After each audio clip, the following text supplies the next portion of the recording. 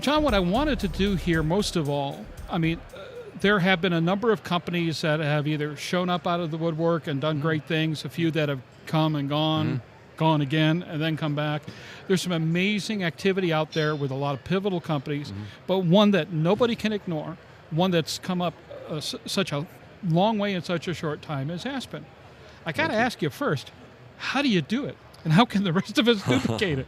Well, first of all, I appreciate your kind comments. I mean, obviously, we at Aspen have worked hard over the years to try to make what we have today in a very short period of time, actually.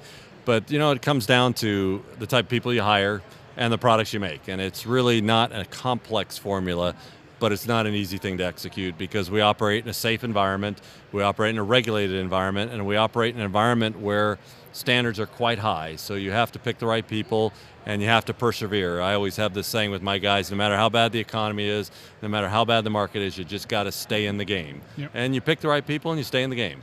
Well, this is one of the things we've noticed about this industry, especially this section of the aviation industry, much less the aviation industry overall, is everybody's willing to moan and groan about how bad it is. Everybody was willing to complain about what's going on, but very few are willing to curl up and die. I mean, there's just something out there that says, I love what I'm doing, and anything to keep from having to go out and get a real job. Yeah, I mean, we do have a bit of a unique industry because many of the people have been through generations of different people, and each of us that go through the industry have kind of the same thing in common, that love of aviation, the fun of being around airplanes and around people who love airplanes. And that ranges from the engineer who may be writing software to the Sean Tuckers of the world. It just has a wide range of appeal. And as a result of that, you kind of want to stay part of it, no matter how bad it gets in the economy, no matter what the government's doing to our industry, no matter what's going on, you just want to hang in there because it's just a lot of fun. Yeah. At the same time, the one thing that, and I won't get too political here, although part of me is, there's something inside me just screaming to crawl out and say a whole bunch of bad things.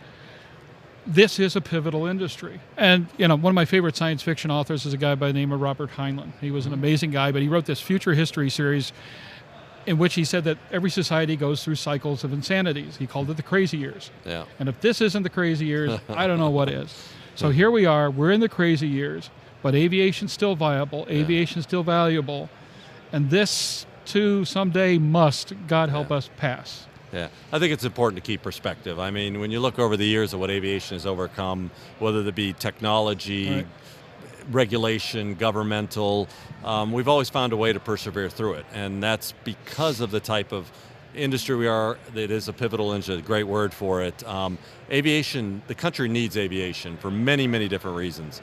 And as long as that need is there, and you have people that are committed, like we have in our industry, committed to the industry, we'll find ways to work ourselves through this. So whether I mean, you just look at the history of aviation, the history of businesses, and the people that have traveled before us, the Russ Meyers of the world, people of that caliber that have made it through and pulled things through.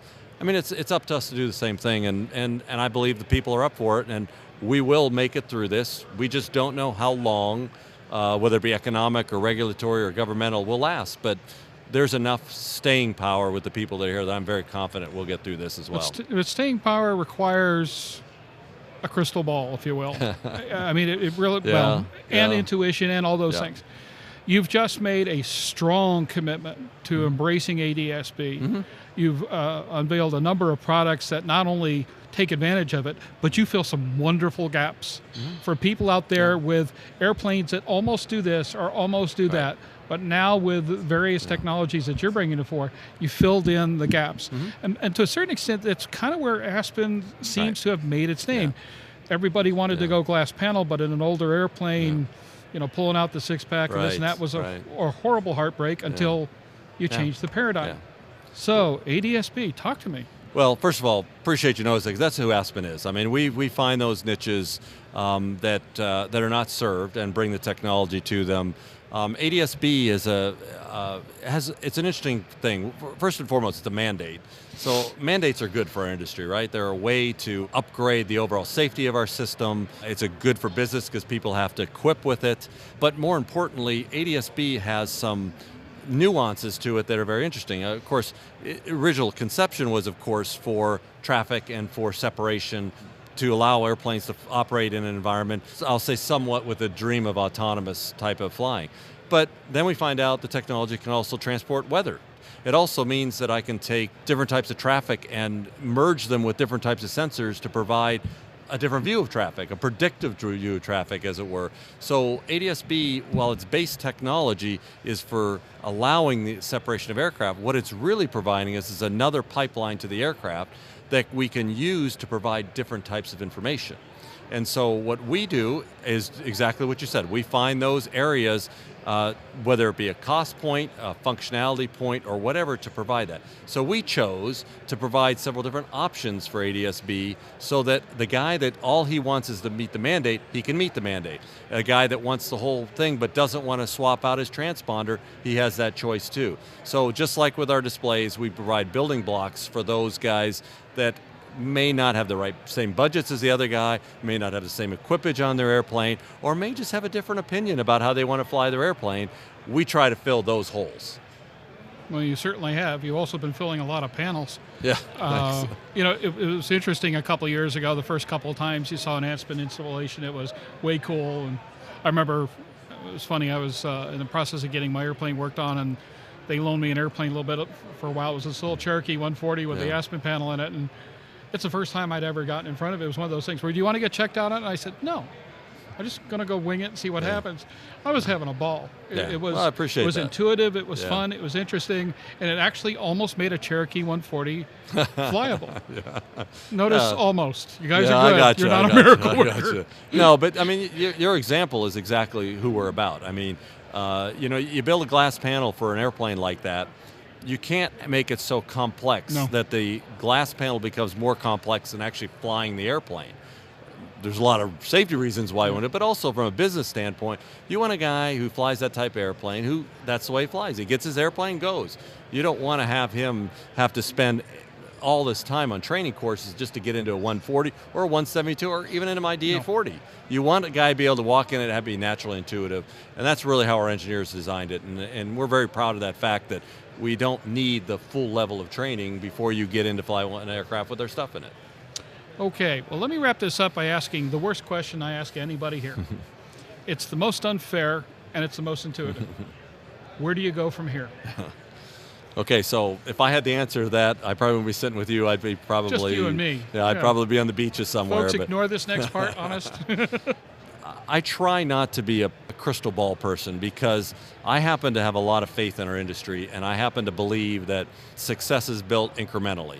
So staying in the game, getting the work done, coming up with new innovative ideas, inspiring people to come up with innovative ideas, working with your competitors, working with your customers to build what's best for aerospace. I think the business part falls out from that. If you just focus on the business side of things, my personal opinion is you're missing the boat. Yeah. You've got to work with people in the industry, work with your competitors, and find right solutions, and the business equations fall out from that, and you will be successful. And that's kind of my philosophy on the crystal ball. You touched on one thing in that answer that I should have brought up a little bit before, the connected panel program. Mm-hmm. I mean, it makes sense from a number of standpoints, but we're also talking about an industry whose competitive nature at times borders on paranoia. Sure. Okay, how many people have been harmed in the making of this program? You know, connected panels are good. It's almost a philosophical thing. I mean, everywhere you go, we're going to systems that anybody can use. iPads, droids, iPhones, smartphones, whatever you got. Why not in the airplane? I mean, why is it that we in our industry shy away from that type of technology? Now, safety is obviously your utmost concern, so you have limitations to that. But the ability to empower a pilot to use an iPad in a cockpit to facilitate his safety and his ability to fly, it's almost ludicrous not to do it. And so we get the Connected Gateway out there as the beginning of platform. We're going to see where it evolves. I mean, people are signing for applications, we're getting them installed in airplanes. We're not sure where that product's going to end up, but one thing we do know is that it's going to evolve into some new technology and better ways of flying the airplane. The thing that's excited me most about what you brought to this industry is you gave new life to old airplanes. Mm-hmm. And up until your initial introduction of your entire glass panel line, there was nothing out there that was remotely affordable, remotely capable, or remotely competitive that made sense in the Cherokee 140, made sense in the Cessna 172, or made sense in the old beater twin bow, or whatever the case may be. I think you've extended the life of a lot of airplanes, and that's a pretty cool thing. We had chatted a little bit ago with Paula Dirks, and I said, it would be fun if there was a way to do so, to truly understand what kind of industry aviation would be without the innovative contribution of all of avionics, all the things that's happened, what Aspen's done, what Garmin's done, what Avidyne has done, what Mid-Continent's done, all these wonderful companies with great ideas, bits and pieces.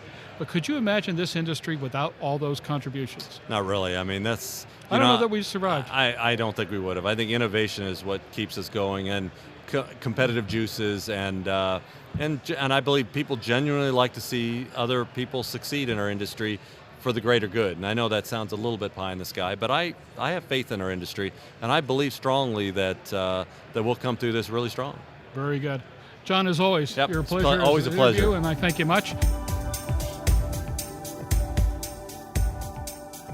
Aero-TV's live coverage of the 56th Annual AEA International Convention and Trade Show is brought to you in part by the following sponsors.